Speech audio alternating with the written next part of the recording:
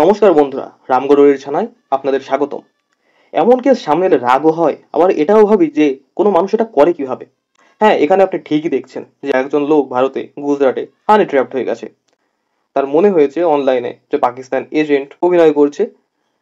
তার মনে হয়েছে যে সে যেন একজন ভারতীয় নারী, আইবিএম কোম্পানির কর্মী, নাম তার সোনাল গার্গ।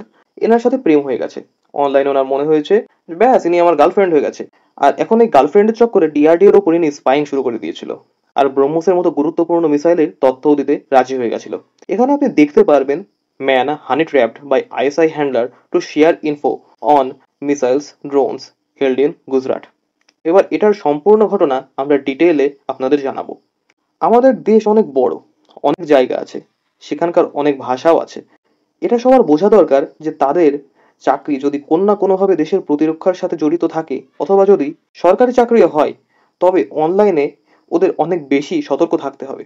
ফেসবুক বা হোয়াটসঅ্যাপ বা কোনো অজানা বা অচেনা নাম্বার বা আইডি যার সাথে কোনো সম্পর্ক নেই আপনার, আপনি জানেনও না এই মহিলা কে, কোথা থেকে এসছে, হঠাৎ করে ইন্টারেস্ট দেখাচ্ছে আপনার কর্মক্ষেত্রে, তৎক্ষণাৎ আপনাকে সতর্ক হয়ে যেতে হবে। কারণ সম্ভাবনা আছে বাস্তবে ওখানে কোনো মহিলা নয়, বরং ইনি থাকতে পারেন, ইনিও থাকতে পারেন, আবার এই দুজনের মধ্যেও কেউ থাকতে পারেন। আপনি জানেন না যে পেছনে কে আছে। কারণ পাকিস্তানের জন্য এটা খুবই সহজ উপায় এভাবে ভারতের গোপন তথ্য বের করা। এর আগেও আইএসআই অনেকবার চেষ্টা করেছে এবং তাদের বারবার সাফল্য মিলেছে। কিছুদিন আগে ডিআরডিওর একজন বিজ্ঞানীর সাথে এমন হয়েছিল। এখন তিনি আইনি কারবাহির মধ্যে আছেন। ইনিও হানি ট্র্যাপড হয়ে গেছিলেন। পাকিস্তানে বসে থাকা কোনো এক ব্যক্তি বা মহিলা, আমরা জানি না সে কি, কিন্তু তিনি অনলাইনে এনার সাথে কথা বলতো। এনার মনে হয়েছিল প্রেম হয়ে গেছে।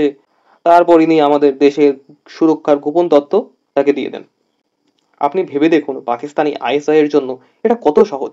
কোনো এজেন্ট ভারতে পাঠাতে হচ্ছে না, কোনো রিস্ক নিতে হচ্ছে না, ডিআরডিওর কোনো ল্যাবে ঢুকবার চেষ্টাও করতে হচ্ছে না।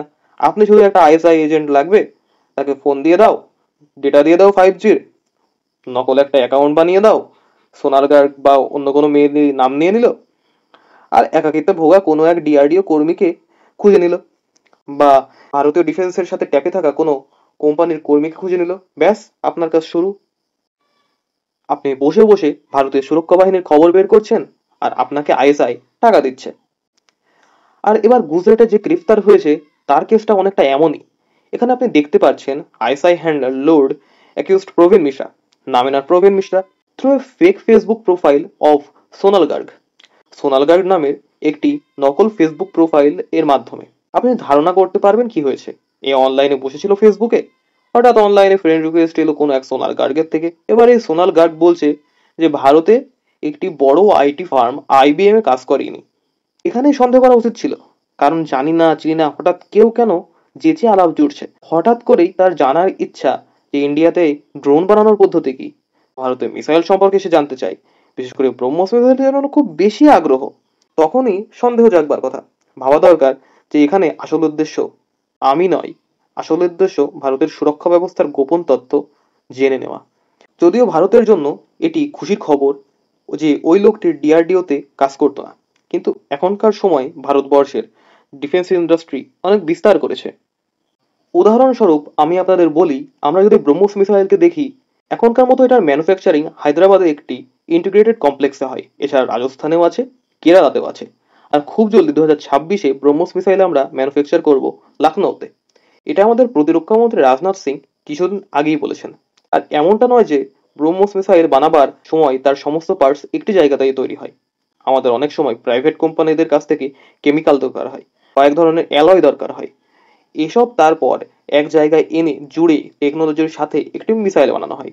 এবারে প্রবীণ মিশ্রা একটি প্রাইভেট কোম্পানিতে কাজ করত। সবার প্রথমে হায়দ্রাবাদে ছিল, সেখানকার ইন্টিগ্রেটেড কমপ্লেক্সে কাজ করত। আপনি ভাবুন যখন ভবিষ্যতে আমরা আরো অনেক জায়গায় ব্রহ্মস মিসাইল কারখানা বানাবো, তখন আইএসআই এর জন্য টার্গেটই টার্গেট হবে। তো তখন যদি উনি হানি ট্র্যাপিং করে কোনো না কোনো একাকী বিজ্ঞানীকে টার্গেট করা হয়, তবে সেটা ভারতের সুরক্ষার জন্য অনেক হানিকারক হতে পারে। সবচেয়ে বড় চিন্তার বিষয় হলো সিআইডি এর যে এডিজিপি রাজকুমার পান্ডিয়ান, তিনি বলেছেন যে প্রবীণ মিশ্রার কাছ থেকে সোনাল গার্গ নামের আইএসআই এজেন্ট ব্রহ্মসের গোপন তথ্য বের করে নিয়েছেন। তিনি এও বলেছেন যে প্রবীণ মিশ্রার ওপর আইনি কারবাই চলছে এবং চলবে। আরও বলেছেন আইএসআই এজেন্ট প্রবীণ মিশ্রার অফিস সার্ভারে স্পাইং ম্যালওয়্যারও ইনস্টল করবার চেষ্টা করেছেন। এটা আসলে দুঃখজনক যে আইএসআই এতদূর অবধি সফল হয়েছে, কিন্তু এখনকার মতো আমরা এটাই আশা করছি যে ইন্ডিয়ার কোনো বড় গোপন তথ্য আইএসআই এর হাতে হয়তো যায়নি, কিন্তু যেমন সব নিউজ আর্টিকেল আসছে তাতে আইএসআই এর হাতে গুরুতর তথ্য গিয়ে থাকতে পারে। এমন আরো আপডেট জানতে জুড়ে থাকুন আমাদের সাথে। শেয়ার করুন এটা বন্ধু ও পরিবার পরিজনদের সাথে, যাতে ভবিষ্যতে এমনটা হওয়ার সম্ভাবনা সীমিত হয়। ভালো লাগলে চ্যানেলকে লাইক, শেয়ার ও সাবস্ক্রাইব করুন এবং আমাদের দেশের গুরুত্বপূর্ণ খবর সবিস্তারে জানতে বেল আইকনকে প্রেস করে আমাদের পাশে থাকুন। ধন্যবাদ।